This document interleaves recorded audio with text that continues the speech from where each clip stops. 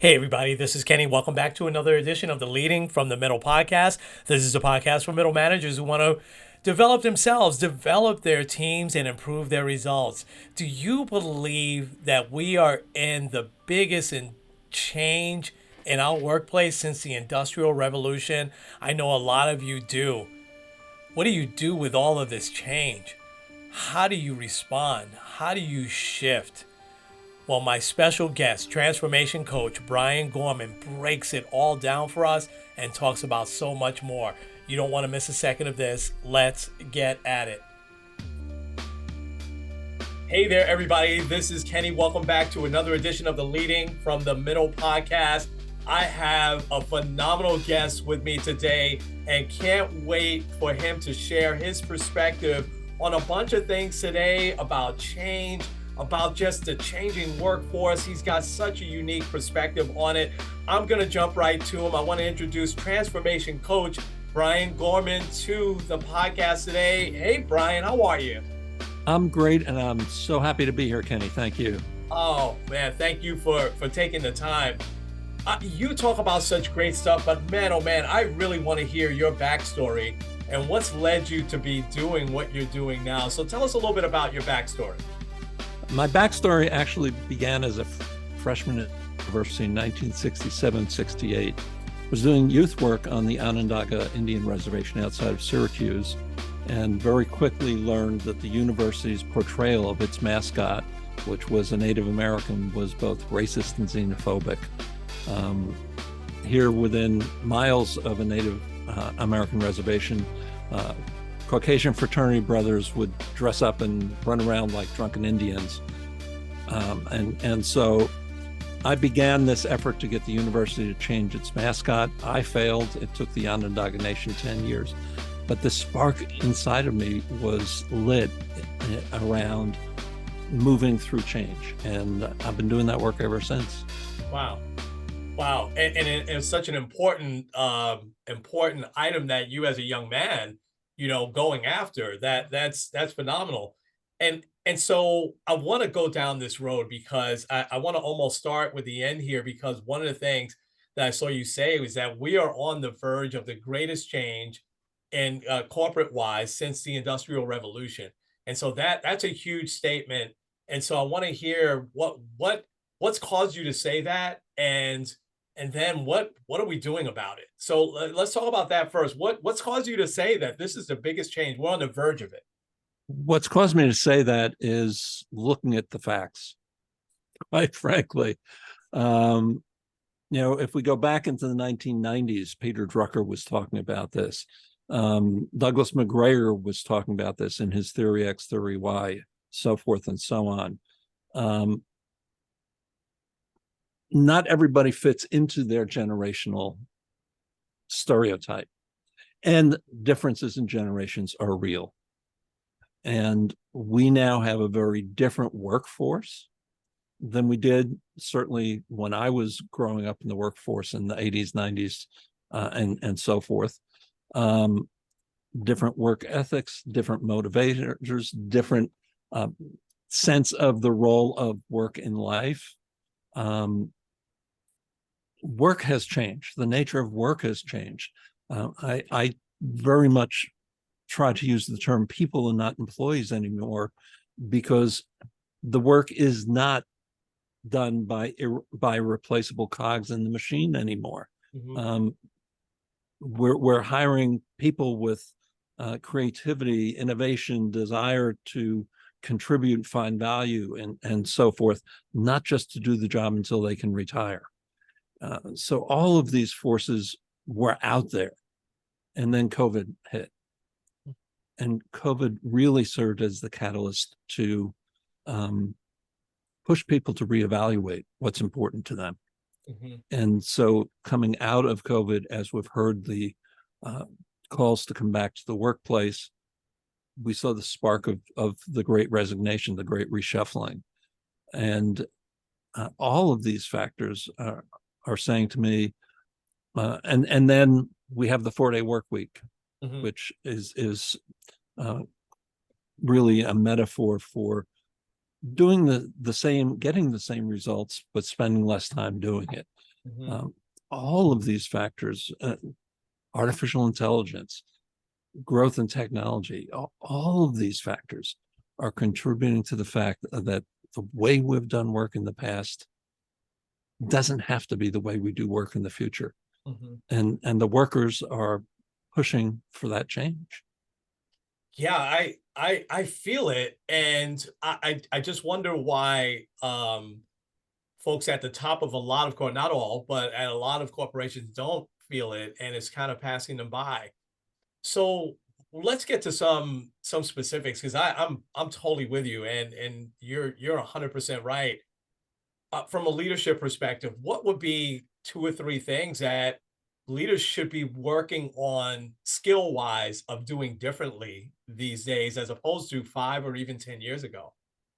So I call it enlightened leadership. And let me give you just one example of less than enlightened leadership. I was talking to a colleague yesterday that works at a global company. They've been called back 3 days a week to the office, except those locations where the company is now closing the offices. And they have presented the CEO with evidence that they're losing their best talent. And that doesn't matter. So the first thing is listen. Mhm. Um, the world is changing, and you've got to change with it, Mhm. or you're going to be left behind. Mhm. Um, Part of that, again, going back to what I was saying before, is recognize the people that you hire for all that they bring, not just the skills they bring to today's job. That job is going to change. Their passion and commitment is going to change. Doesn't it make sense to take a highly talented person who is outgrown or grown tired of the career they're in and Mhm. help them move elsewhere in the organization Mhm. instead of creating an environment which they're going to leave completely? Mhm. Um, Again, recognize the drive in why people are working. If Kenny, if I know what your passion is, if I know what excites you about coming up and coming to work in the morning, and for many people that's intuitive when they apply for a job, what can I do to align what I need with what excites you? Mhm. If Mhm. I can make that alignment as a leader, I don't have to worry about retention. I don't have to worry about you showing up. I don't have to worry about the quality of work that you're doing. Mhm. Mhm. Feeding your soul is feeding our bottom line, as crass as that might sound. Wow. Wow. That is so dead on, man. That should be a billboard somewhere. Feeding your soul is feeding your bottom line. It's so true. And you know what was running through my head as you was talking, Brian, is that how this change it really hasn't happened overnight because I stayed my dad stayed in the same job for 33 years and I probably followed his lead and I stayed at the same company for 25 years. Folks aren't doing that anymore. It's rare, and but yet we kind of look at that as a negative, right? We still have leaders that'll look at that resume and say, they've had 3 jobs in the last 5 years. And instead of doing like you just advised and really looking at, the person and the worth and the talent that they're bringing to the table. So I think that's just some great, great advice. What's now going to be though the igniter to, aside from you, which hopefully everybody listens to you. But what's some of the things that is going to be an igniter for companies to start to realize these changes and just these things that are happening right in front of our eyes? It's happening. Mhm. It is happening. There is literally a global 4-day week movement Mhm. underway with companies primarily in Europe, but also in Australia and New Zealand and starting in Asia, less so right now in the United States, Mhm. although there's some, very frankly, poorly thought through legislation that is being proposed here in the United States around 4-day work week. Mhm. Um, it's happening. Mhm. It's happening um, more quietly in some places, but I think the fire is really going to be ignited by the continuing um, shift in where people are working to those places that feed their souls. Mm. Mm. Um, what are your thoughts on the 4-day work week? So I'm actually one of the co-owners of 4-day work week trademark here in the US. Mhm. And my partner in that venture, Tony Carnesi, and I saw this coming back around 2018, 2019. Mhm. The trademark was actually granted about 2 weeks after COVID hit. Mm. And so there was not, that was not the environment in which to uh, push forward on 4-day work week. Mhm. But for us, 4-day work week is really a metaphor. Mhm. For some people, it might be literally 4 days. And there are some companies who have said, we're working Monday through Thursday or Tuesday through Friday, or I know one company that I'm familiar with out on the West Coast, it's Monday, Tuesday, Thursday, Friday. Mhm. But for other companies, it's more of a hybrid. Mhm. Some people will be working a 4-day week. Others will be working shorter weeks, 5 days a week. Parents who want to be available for after school activities, for example, might choose to work 5 days, but end their days sooner. Mhm. What's really important, that this is not something you just do. Mhm. This is not something you just say, starting April 1st, we're going to a 4-day work week. It's Mhm. not going to work. Mhm. It's really first looking at how do we lean out the non-productive time in this organization. Mhm. Most organizations actually start by looking at meetings as a great time suck Mhm. without delivering a lot of value. But um, really, again, listening. Your frontline workers know better than you how to improve the productivity of the work that they're doing. Mhm. Your middle managers know better than the C-suite how to become more productive in the role that they're in the work that they're doing. Mhm. So it really is a process, a pilot. What you want to do is make sure that you've got at least the same end result. You're meeting your customer needs, you're meeting your organization needs, you're meeting the needs of the people that work in the organization with less time for the same pay. And that's how you get started. Yeah.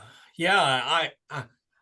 I think it's wonderful. I really think that, especially it's individualized, right? So you're talking about, someone that may need just that extra time off, to care for their children or whatever it is. I want to ask you about change, but I just wanted to say this real quick first.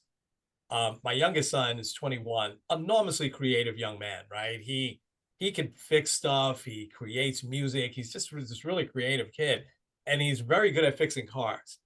And he could probably land a really good job at any mechanic place out here on Long Island, similar to out there in Hoboken, right? There's mechanic places all over the place. But he's like, Daddy, this is no disrespect. I don't really want to follow in your footsteps in terms of how hard you always worked. He said, I want to be able to enjoy life, and I can't argue with that. I'm like, I get it, man. And so I think what you're saying though, I'm not sure a lot of leaders get that, like, wouldn't understand if my son said that, in an interview. I know you're offering 35 hours, but honestly, I only want to work 20. They'd be like, who's this lazy bum? Instead of looking at, because he's certainly not a lazy kid. He can do anything.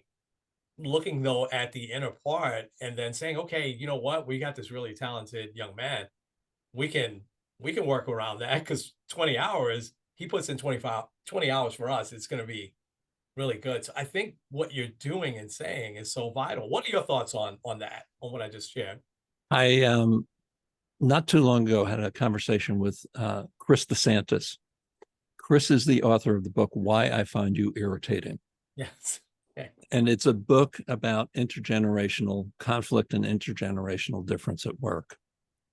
And Chris said something very interesting to me. He said, we raise our children to fit into their generation. And then when they come to work, we expect them to work according to our generation's standards, protocols, et cetera, et cetera. It's exactly what you're talking about. Yeah. Your son can deliver 20 hours of incredibly high value every week. Mm-hmm. Now, you may need 40 hours. So you may need 2 of your sons, Mm-hmm. Mm-hmm. but that's okay. Mm-hmm. Mm-hmm. There's nothing wrong with that. Mm-hmm. If he is finding the value he wants in the job, if he is passionate about doing that job well, if he is passionate about doing that job, he'll do it well.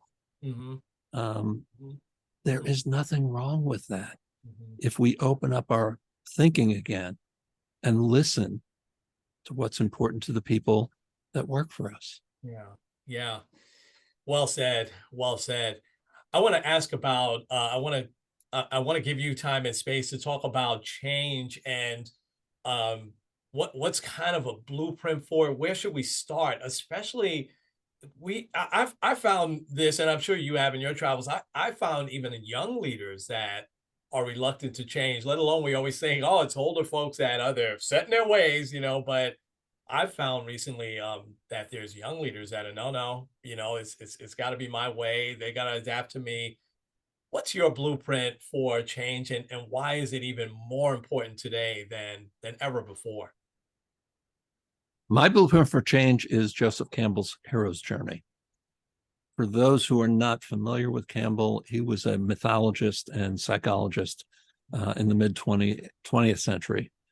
And one of his areas of research was, is there a single pattern of, for example, coming of age myths across cultures across time, of creation myths across culture across time? And what he found was that there is one pattern underlying every myth. And it's the journey we take every time we face change. Campbell called it the hero's journey. And what he said is, while we approach each change as if it's unique and unpredictable, it's not. Mm-hmm. We take the same journey over and over and over again. So where I begin with my clients, whether it's an entrepreneur, whether it's an individual looking to change careers, whether it's a global company. I've worked on teams with global companies using this model. We've all heard it, begin with the end in mind. Mm-hmm. But the end is not, we want to increase shareholder value by X. We want to, achieve bottom line results of Y. Nobody gets excited about that. Oh. Nobody gets excited about that. Yeah. A little bit of neuroscience here, Kenny. Yes. The human brain grew up on story. We told story before we had language. We drew story on walls in the dirt, on hides. Mm-hmm.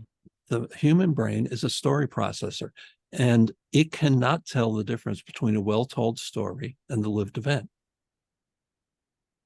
So where to begin is, what is that story about having achieved that end that you're going for? Mm-hmm. Not in 5 years, I'm going to retire, sell the house, learn Spanish, get rid of all my property, figure out how I'm going to relate to my family differently, and move to Costa Rica. That's a lot of work. Yes. Might end up moving to Florida, right? Yes. I can't believe we did this. Mm-hmm. I woke up this morning, the ocean air is blowing through the windows. I hear the chatter of Spanish in the streets. We're in our home in Costa Rica. Mm-hmm. I had to sell the house and retire and learn Spanish. I had to do all those things, but it's a different story. Mm-hmm. and you're actually building new neural networks, new muscle memory. And so when you run into those inevitable obstacles, your unconscious says, there's got to be a way around, through, over, or under this, because I know what it's like on the other side. So begin with the, and you don't need to know the details. You don't need to know how you're going to accomplish it. Mm-hmm. Mm-hmm. That will come. All you need to know is, what's the first step? Mm. Man, I Is love it. that first step moving me in that direction? Yeah. Yeah. Wow, I love it. I love it. And that way it opens up your way of thinking even more. And I love that. I love that. Um, I want to ask you a little bit more about enlightened leadership. You touched on it before. What does an enlightened leader look like to you? What's two or three, characteristics that an enlightened, emerging leader has? An enlightened leader knows their people, not just the roles those people are filling. Mhm. So I know why Kenny gets excited about coming to work. I know why Marianne gets excited in coming to work. And I know about Kenny's family a little bit. I know about Marianne's family a little bit. And they know about me. Mhm. An enlightened leader knows how to build trust. Because if, first of all, leader is a way of being, it's not a title. Mhm. So you can have the highest and mightiest title, but if you're not being that person that others will follow, you're not really a leader. Mhm. So it's about knowing how to build trust. It's about really doing everything you can to set the people on your team up for success, keeping the road clear in front of them, and getting out of their way. It's not about, Kenny, when you get in, these are the first three things I want you to do. Check in with me at noon to see what I've got on your uh, agenda for the afternoon. That's not leadership. Right. That's not even good management these days. Mhm. I love all of that. And I, what is it, in your opinion, Brian, that holds leaders back from doing all that? I mean, I hear so, oh, it's time. I don't have the time. What is it that, especially in the industries that I support too? But what do you hear? I think it's a couple of things. It is that we've always done it this way. Mm. Oh God. Um, I think there's some fear. Yes. I'm responsible for your work, Kenny. If I don't trust you, if I'm afraid you might mess up and make me look bad, that's a problem. Yeah. I think it's also for many leaders. I spent a lot of my career in organizational change management, and most organizational change management methodologies approach change as if it's an intellectual exercise. Mm-hmm. It's not, it's emotional. Mm-hmm. You've got leaders who have spent their career moving into their position, building up that workforce uh, that they're accountable for. And now you're saying, change it. Mm-hmm. Mm-hmm. There's grief associated with that. Mm-hmm. And we don't acknowledge that. Mm-hmm. We just expect people to change on a dime. That's not real. Yeah. Wow. You're so right. I have one. This has been amazing, by the way, Brian. I have one last question I want to throw at you here, and that is, if I was thinking about this as I was going through your stuff. If I follow the things that you advise, and I know you've got a lot of folks that have done that, then my potential for hires are going to be better. I'm going to hire, hopefully, a bunch of superstars. What what's your advice after that, though? Because when I do hire, let's just take my son for an example. Whoever hires him has to really keep him engaged, because he's so smart. He can get bored very easily. What's some advice after leaders do follow this, and now they've gotten to know their people really well? Oh, how do they keep them and keep them engaged? So there are a few things that come to mind. A few years ago, I was sitting on a panel with a number of HR, senior HR executives in companies that have big manufacturing facilities or in some way or another, big blue collar workforces.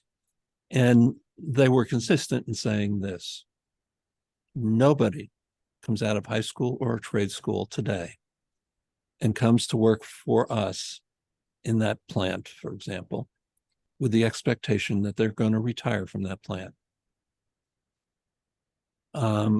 You said it about your son. Mm-hmm. How do you help people grow? How do you coach people to find that next challenge? What you touch on is the along with story, one of the things about us as human beings is we have what's called the seeker system. We are innately driven to explore, to experiment, to learn, to move forward. Mm-hmm. Historically, business and industry has shut that down. Mm. Your son has a seeker system. What is he seeking next? Mm-hmm. Because he's not going to stay there for the next 10 years or 20 years. Mm-hmm. If I can, maybe it's learning about the next evolution from fossil fuels to electricity. What is the next evolution in vehicles? Mm-hmm. Mm-hmm. Who knows what it is Mm-hmm. that is going to ignite him? Mm-hmm. But again, if I can keep him ignited and growing, then we both benefit. Oh, no doubt. No doubt. Oh, Brian, this has been amazing. I love it. Wow. So much to take away. So I promise this is my last question, and I'll make sure I post it all over the place. How can people get in touch with you? So I am Brian, Brian, at transforminglives.coach. That's one word, transforminglives.coach. I went to buy .com and found it was about $16,000. One of the things I was offered in place of it was .coach, which was about $9.99. There you go. So it's Brian at transforminglives.coach. My website is transforminglives.coach. And you can also find me on LinkedIn. Awesome. Awesome. We'll make sure everybody knows that. Brian, this has been just so enlightening. I could probably listen to you talk all day because I'm hinging on every word here. Some trouble, having trouble coming up with a question afterwards because I'm just like, everything is sinking in. But guys, please contact Brian because what he's talking about is the future of work. And it's with some people, it's snuck up, not Brian, it's snuck up on a lot of people. But it is here, man. And if we don't wake up, boy, oh boy, we're going to be really left behind. Companies are going to be left behind. So, Brian, thank you. I can't thank you enough. Thank you so much for coming on today.